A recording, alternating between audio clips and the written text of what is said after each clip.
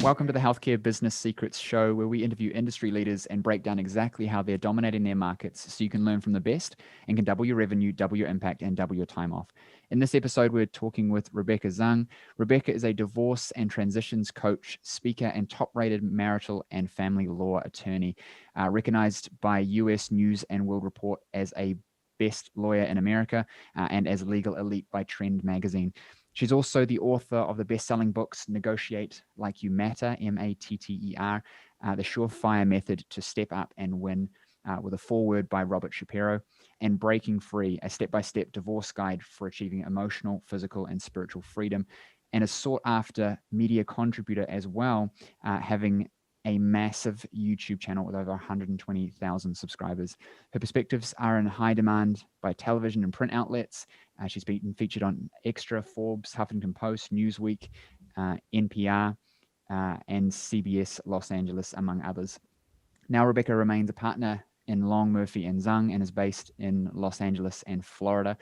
She's continuing to serve her incredible on-demand programs such as SLA, or Slay Your Negotiation with a Narcissist, and the Divorce Delete Alt Control Masterclass. And I also believe, which we'll talk about in the show, she is launching her own business development program as well. Welcome to the show, Rebecca.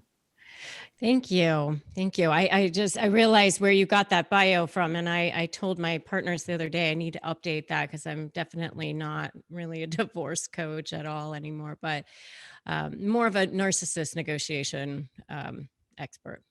Well, let's talk about that. You obviously started as a lawyer and then you started to find your way through. I'd love to know your backstory as how you got here, because the similarities between us is we're good at what we do. We have some experiences, but we're still trading time for money. We want to pivot and we start making programs. And I think that a lot of listeners are really interested in doing that sort of thing. So how did you get to where you are in the legal world and then now into the business world with programs and things like that, and kind of almost stepping out of that? Well, for the legal world, it was really just a matter of setting goals and deciding, okay, I want to hit this level. I want to have the largest family law practice in Southwest Florida. I want to be recognized as US News best lawyer in America. I want, all of these things I kind of set my mind to. And I'm really naturally very entrepreneurial and I love creating. So I enjoyed the process of creating that business and creating that practice. I didn't really love what I call gerbil wheel aspect of it. Once I hit that plateau and it was like plenty of business coming in, I only have so many hours in a day. There's really nothing more I can do other than sit here and run these cases. I was just very uninspired by that. And it was kind of stealing my soul, the whole situation at that point. I always say I built it and then it ate me. And so I felt like I was kind of eaten alive. And so I wanted to do something else, but I wasn't sure what that was going to be yet at that point. I just knew I needed to create space for myself. So I came up with a plan to merge my practice with 2 other family law attorneys in town, which I did almost 4 years ago now. And, we created an agreement where I get paid a percentage of everything I bring in, and I still bring in a lot of business. So it's definitely worth it for them and for me. And so I'm still a partner there. And before COVID, I used to actually go back quite a bit, but since COVID, I haven't been able to travel as much, but it gave me the space to actually think about what it was I wanted to do next. So not long after I merged the practice and my husband and I and our daughter relocated, to be in California most of the time. We still have a place in Florida, but it gave me the space to go, okay, what do I want to do next? How do I want to, paint the rest of my life, or at least the next part of my career? So I happened to be listening to an entrepreneur's podcast. I know I'm an entrepreneur. I love business. That really excites me. Creativity excites me. And I heard Russell Brunson on a podcast, who is the founder of ClickFunnels. And he said, oh, get a copy of my free book. Just go to this website and go get it. It's totally free. Of course, I didn't know it was a funnel at the time. I'm like, oh, this is cool. I'll go get this free book. Sounds great. And it happened to be Expert Secrets. And he was talking all about how you can take your knowledge and your information and turn it into courses. So that's kind of how I got started with learning about all of this. That's incredible. And so did you sort of read that and think immediately I knew who I wanted to work with, or has this been a process for you over the last few months to kind of refine that? Because you've got different courses for different things. Yeah, so I first started by doing divorce master classes, which are now called the Breaking Free Divorce Master Classes, because my divorce book is Breaking Free and it's my brand and for the divorce side of things. And so I started with that, but I wasn't really sure how to market them or how to get people to see the value in them, because most people were like, yeah, I just need a good lawyer. I mean, they really weren't sure about them. They sell now because of, my YouTube presence and everything. But at the time I just wasn't sure how to market them. So I didn't really do anything with them for a while. For a while, I was just sort of flying back to Florida a week, a month. I was just continuing to practice, a bit. And it wasn't until well, first of all, in 2019, I decided to write a book on negotiation. I had been speaking on it for years. And as you mentioned in the intro, I published that in September of 2019. And Robert Shapiro wrote the foreword. And my thought was, okay, maybe I'll do some negotiation courses. But at that same time in my life, in my personal life, I realized that I was dealing with two covert narcissists, not as a husband, but in other areas of my life, people who were close enough to me to wreak enough havoc to make my life pretty darn miserable. And I thought, oh, let me just start learning about narcissism. So I kind of threw myself into it and I studied everything. I read tons of books on it and really just self-taught. Got myself an unofficial doctorate in this. And then I started to realize, oh, I could actually apply what I'm learning about narcissism to what I already know about negotiation. And just started making a couple of YouTube videos, and all of a sudden my channel just started swelling and blowing up. And that's how I ended up where I am. I developed courses for that. And that's what I really do now. I think that a lot of us, when we're trying to be entrepreneurial, we're trying to find problems to solve and make things. And I've learned this from following Gary Vee a lot and people like that, is document, don't create. And I think that when we have a problem that we're looking for a solution for and that we can't find, is often the best route to go, because of course we can just document what we're already doing. And that's how I fell into what I'm doing, and clearly you as well. And that gives us an advantage, because the example case is us, not something that we've learned about and now trying to teach, but something that we had to solve because we can see it from the inside out. And clearly there was a gap that needed to be filled with your explosive growth with your YouTube channel. I'd like to talk about that a little bit. You went from 0 to what, 120,000 followers or something now? In 1 year. In a year. What do you attribute that to? I guess it's just that I'm the only lawyer on the planet that's talking about how to negotiate with narcissists. I don't know of any others. And I just think that it's something that obviously everybody has to deal with. I've heard varying statistics, anywhere between 1 in 10 people are narcissistic. I've heard 16%. I don't know that there's an exact science around it, but let's just say every single one of us has had to deal with difficult people who are, toxic and poisonous. There's nobody gets left out of that party. And so, and I think it's really important for me to be honest and authentic about the fact that I allowed myself to fall prey to these people, and not without realizing it. I ignored red flags. I allowed these, there's a story about the camel under the tent, like the first it's just the nose and then it's the full head, and like suddenly the whole camel is in the tent, right? You can't get him out. And that's kind of what happened with me. And So I feel very passionate. So I think that's part of it too.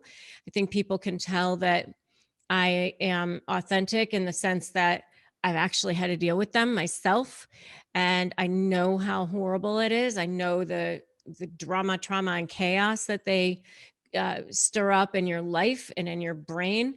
And so I feel very, very passionate. It's like a personal mission, a personal crusade to help people with these people because of what I had to deal with myself. Um, with your growth, how much do you think came from um, the little things? And maybe you are or are not aware, and I'm not going to assume, but around titling and descriptions and strategic content creation versus just creating what felt right at the time. Oh, no, no, no, no, no, no, no, no. I took a course on how to do SEO Mm, for YouTube videos. And I'm a very, good student. Like I did all the things that they said to do. So so I had good content. I had a good, I was fulfilling a need, but I don't know how many videos are uploaded a minute on YouTube, but it's mm, probably quite a lot. yeah. And so you're definitely not going to get seen if you don't understand the YouTube algorithm. Do you want to talk to us a little bit about that?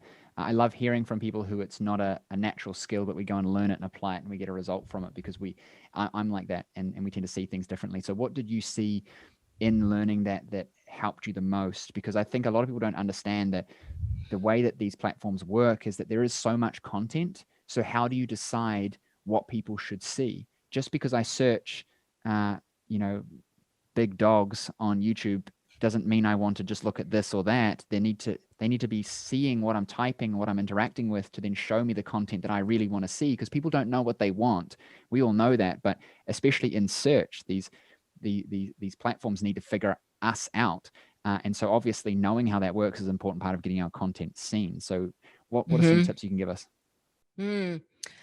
Well, the first thing, and every time I tell people this, it's like this aha moment. But the first thing that you have to stop thinking about with YouTube is stop thinking that it's a social media outlet. It's not. I mean, it's really first and foremost a search engine.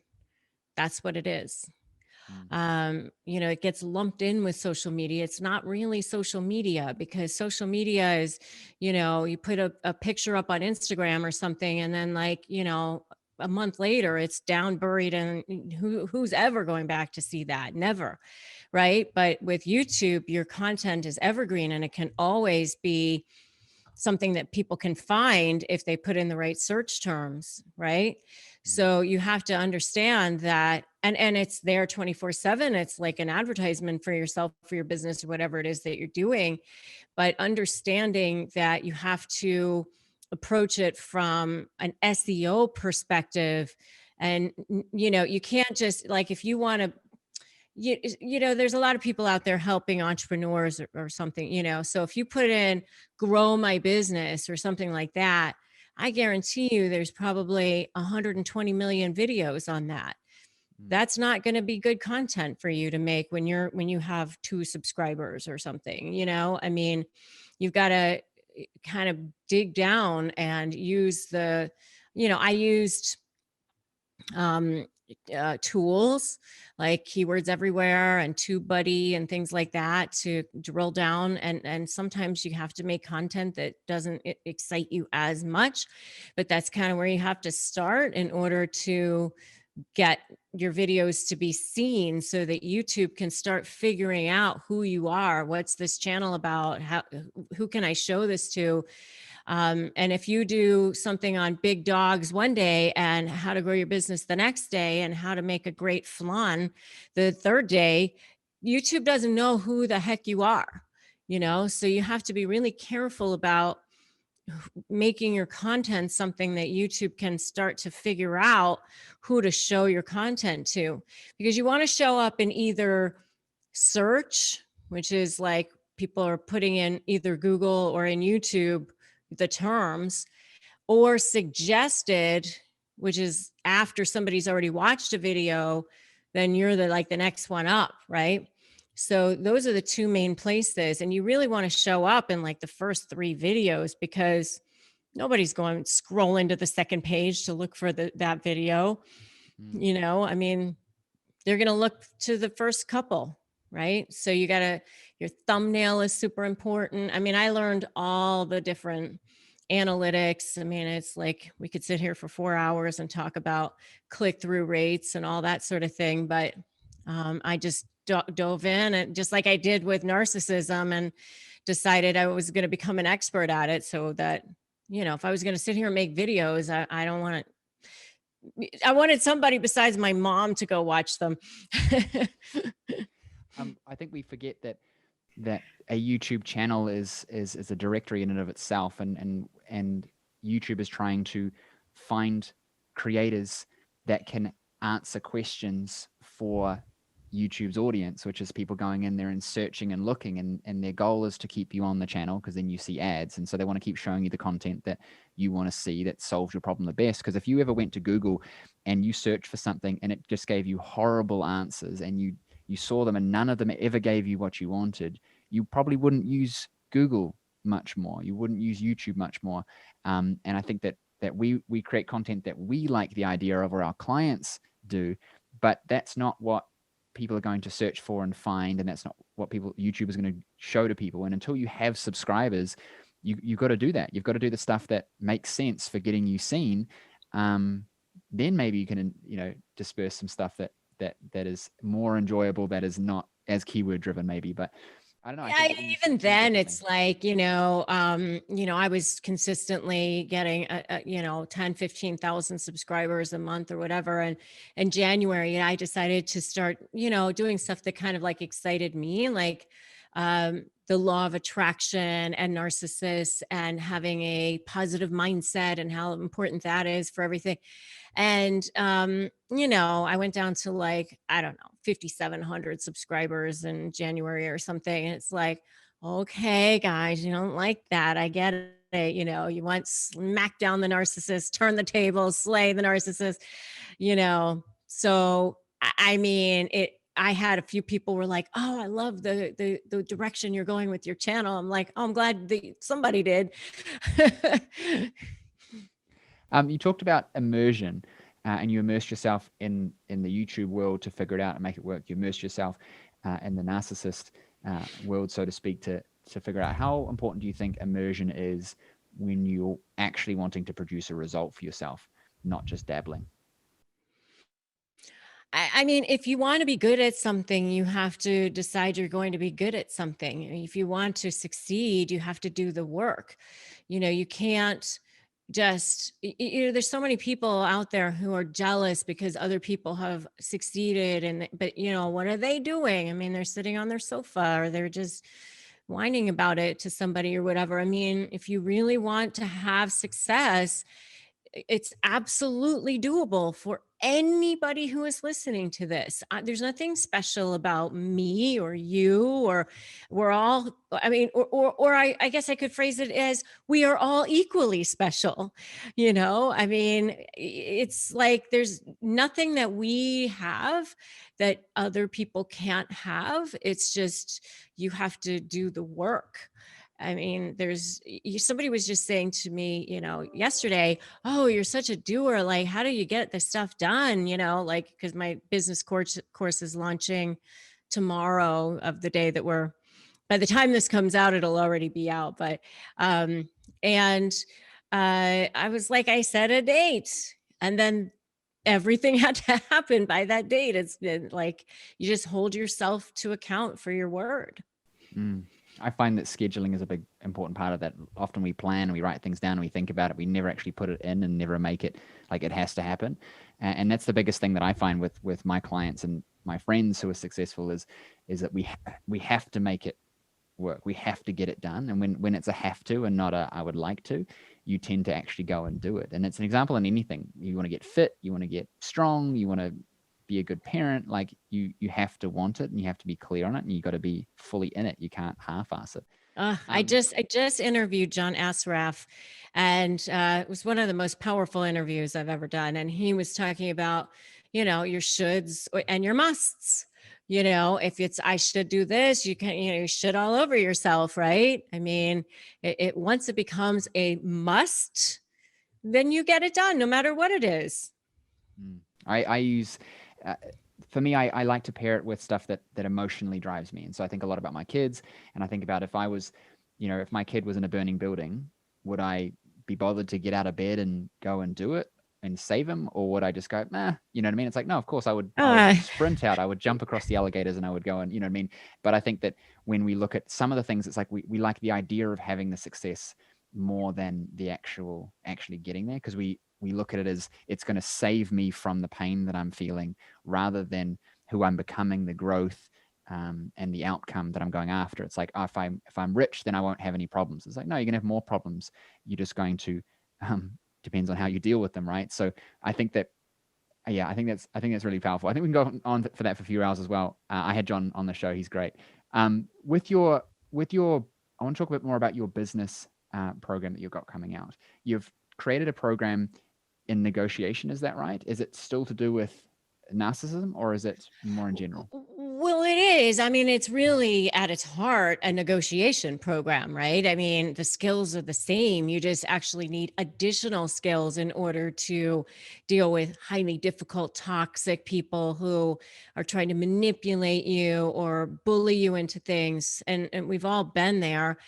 And so there's all of the negotiation skills you need, plus the negotiation skills that you need in order to close more deals, in order to have freedom in your life, in order to be able to deal with difficult people and still feel in flow.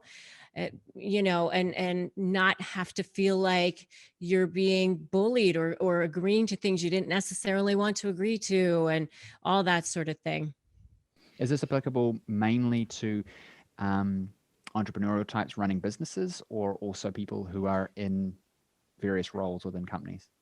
Anybody who is negotiating, the main people that I've said are, entrepreneurs, solopreneurs, salespeople, corporate executives. Those are the main people who are negotiating. But anybody who is having to deal with people in their businesses and trying to figure out how they can, you know, reduce the intensity when they're dealing with somebody difficult, or get somebody to come off of their position and come closer to yours when they're just completely obstinate or feel more powerful than you, then that's what it's for. We in the healthcare space, our job is to, well, this is my opinion anyway. Our job is to get people to say yes and work with us. And I think that in all business, if you've got a solution to a real problem and you can create meaningful outcomes for people, then you've got a duty to get people to go through it. But especially in healthcare, and I found that myself, that we'll have a client and they're broken and their life is going terribly and they're only going to have more struggles in the future, and I know that I can solve it, but my ability to help that person to make that decision, and to come off their high horse and actually just do the work, allows me to then save them, save their family, and their future, so to speak. And it sounds a bit, but in reality, especially in healthcare, it's a lot of the time it's that you've got a person who's got diabetes and they're going to leave their kids behind because they just don't want to change their diet and exercise. We have to know how to communicate effectively. And the biggest difference between a successful health professional and a successful business person is their ability to communicate their value. I think that's so important, and get people to see things from a different perspective so they can take actions. Because it's not just about having the best offer. It's about who can communicate that the most effectively and get people to take an action. Because I can have the best solution, but if no one knows about it, no one wants to listen to me, people aren't just going to make their own choices. They need us to help Well, them. they have to feel like they're getting value out of the deal. I mean, that's why I call it negotiate like you matter, because all people want to feel seen, heard, and know that they matter. And nobody's going to settle or have a resolution for anything unless they feel like they're getting value out of it. And if you're dealing with a difficult person like a narcissist or whatever, it's even way more so. They want to feel like part of their value that they get is also making you miserable, or jerking you around, or controlling you, or manipulating you. And so you got to get them off of that value and onto something else. Yeah, yeah. Um, you said that you're launching tomorrow. Are you going through sort of a promo cycle? Are you running ads? Like, what are you doing to launch this? All of the above. And I'm doing a webinar first thing tomorrow morning. And Yeah, yeah, we've got a few thousand people signed up for it. So I'm excited. that's exciting. Did you create the program first? Did you run tests with it and get some results and then build it? Like, what's been your process for actually taking that knowledge and turning it into something that's usable for people? Well, I've been speaking on negotiation for many years, but I wrote a book on it, and then I created the Slay program for divorce first, and that's been uh, out in the marketplace since March of last year. And it has sold thousands of programs. And it really was an answer to demand from other people who have come to us and said, "Hey, I'm not dealing with a divorce, but I still need your stuff." And so it became clear to me and to my team that I needed to develop something specifically for people for business or for their careers. So that's how it came about. And it's certainly definitely very proven. I mean, we have hundreds and hundreds of testimonials from the divorce side. I mean, a lot of it is very similar because people are people, but I put in a lot more for the specifically for people in business. For example, I have like, 8 ways. I have a whole section on that I call snuffing out the bluffing, on how to tell if somebody's actually being truthful, being authentic. Are they actually going to go through with this? Or are they just bluffing?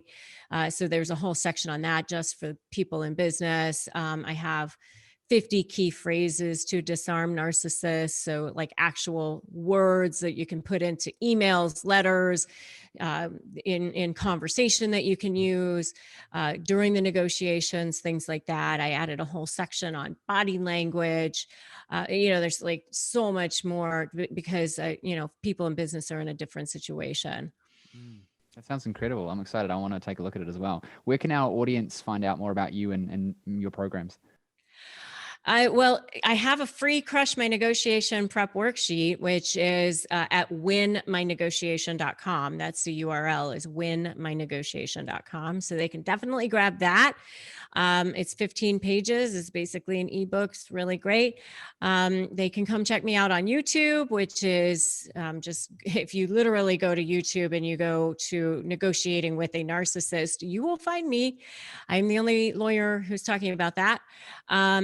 And my website, Rebecca Zung, my Instagram is at Rebecca Zung. I have a podcast as well, Negotiate Your Best Life. So I'm out there all over the place. Amazing. Thank you so much. Look, this episode's been awesome, and it's got me thinking a lot about how we do our processes, and I'm gonna have a look at some of your stuff as well. Thank you so much. There's been so much value. I really appreciate you. Thank you for having me. Thank you for listening to the show. If you like the episode, please hit subscribe and leave us a review. I'd really appreciate it, as it helps us get our episodes out to more people just like you who want to know how to increase their revenue, impact more people, and build businesses that work for the lifestyle they want. Now, I know your time is valuable, and I know that you are here to learn the secrets to success in your health business. So I have something special for you just for checking out the episode. Now, if you're a health professional, coach, or trainer in business, and you're serious about growing a profitable, impactful business, then pay attention, because as a listener of the show, I want you to win. And so I've created a host of resources available exclusively for listeners of the show. So if you're tired of trying to figure out this game of business, marketing, and sales all on your own, and you're ready to just implement what's already proven to work rather than reinventing the wheel, I want you right now to go and check out healthcarebusinesssecrets.com/insider. And there you'll find over $5,000 worth of trainings, resources, and coaching available only for listeners of the show. There I'll give you the resources on everything from how to acquire 10 times more of your ideal clients using social media and paid ads, even referrals, how to increase your client conversion into packages at an 80 to 90% conversion rate like me, how to retain your clients for longer, getting them better results and making them happier, how to increase your prices and charge a premium to work with you, and how you can build a multi-six, even 7-figure practice just like I did, but with 1/10 of the time and 1/10 of the effort. What I want you to realize is that everything I teach comes from exactly what I did to have success and still have success in my own health business, and I want to share that with you so you can have success too. So go check out healthcarebusinesssecrets.com/insider right now and let me help you win big in your health business.